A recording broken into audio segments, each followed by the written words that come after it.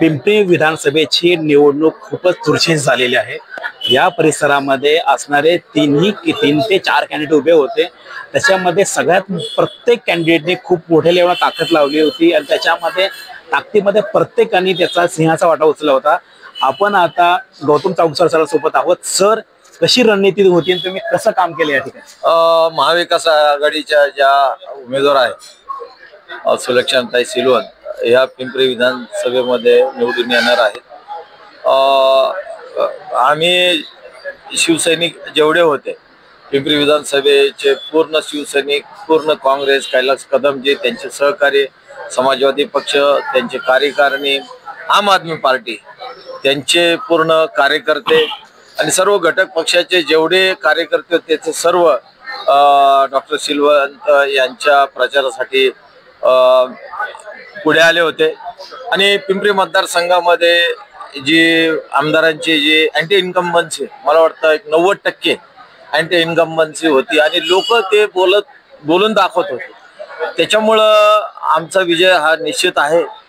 आणि पिंपरी मतदारसंघात परिवर्तन पाहिजे होतं। लोक कंटाळले होते, कामं झालेली नाहीत, विधानसभेत काही प्रश्न विचारले नाहीत, लोकांची कामं केली नाहीत, महापालिकेच्या माध्यमातून जे आमदारांनी कामं करायला पाहिजे ती देखील केलेली नाहीत आणि विधानसभेमध्ये ज्या पद्धतीने पिंपरी मतदार नागरिकांचे जे प्रश्न मांडायला पाहिजे होते ते देखील मांडले नाहीत। त्याच्यामुळं निवडणूक आली की पैसे वाटा आणि जिंकून या हाच एक हेतू त्यांचा होता। आणि त्याच्यामुळं एक नवीन चेहरा आणि महिला वर्गामध्ये फार मोठ्या प्रमाणामध्ये सुलक्षणाताई सिलवंत यांचं एक क्रेज होत आम्ही पाहिलेलं आहे। महिला मतदारांशी आम्ही भेटलेलो आहोत आणि महिला प्रतिनिधी म्हणून पिंपरी मतदारसंघामध्ये 49% आज महिला आहे।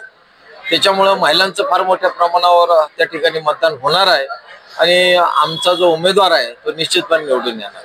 पिंपरीमध्ये आपण पाहिलं तर बऱ्यापैकी याच्यामध्ये बघतोय आपण की इथला ट्रॅफिकचा समस्या असेल, इथली वाढती गुन्हेगारी असेल, इथले व्यसनधरीत झालेले तरुणाई असेल, असे भरपूर कळीचे मुद्दे होते।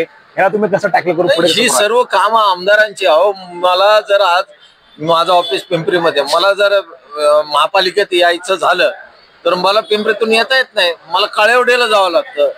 त्या फ्लायवरून मला पुन्हा मुंबई पुन्हा रोडला यावं लागतं आणि महापालिकेत यावं लागतं। म्हणजे अशा पद्धतीने तुम्ही जाऊच शकत नाही। तो फार मोठा प्रश्न त्या ठिकाणी। डीपी रोड जे आहेत ते तयार करायला पाहिजेत। अनेक प्रश्न आहेत। पवना नदीचा प्रश्न इतकी म्हणजे अशुद्ध पवना झालेली आहे, त्याचं नियोजन केलं पाहिजे। अनेक प्रश्न आहेत या ठिकाणी। मतदारसंघामध्ये एकही काम नाहीये की ज्या ठिकाणी आमदारांनी केलेलं आहे की एक काम मला दाखवा। मी तर जाहीर भाषणामध्ये सांगत होतो की एकही बैठक नागरिकांसाठी पिंपरी विधानसभेच्या मतदारसंघासाठी एकही काम केलं नाही हे सगळ्या लोकांना माहित आहे आणि त्याच्यामुळे निश्चितपणे त्यांचा पराभव होतो। साधारण किती मतांनी असा मी अंदाज सांगू शकणार नाही, पण ज्या सुलक्षणा सिलवंत आहेत त्या निवडा तुमचा कुठल्या गतीला सध्या प्रारंभ तुमच्या कामांना किंवा विकास कामांना तुम्ही कुठे हात घाला? हा मतदारसंघ जो आहे हा मतदारसंघ अनुसूचित जातीसाठी राखीव आहे आणि झोपडपट्टीचा फार मोठा प्रश्न आहे। या ठिकाणी जवळपास 47 झोपड्या आहेत।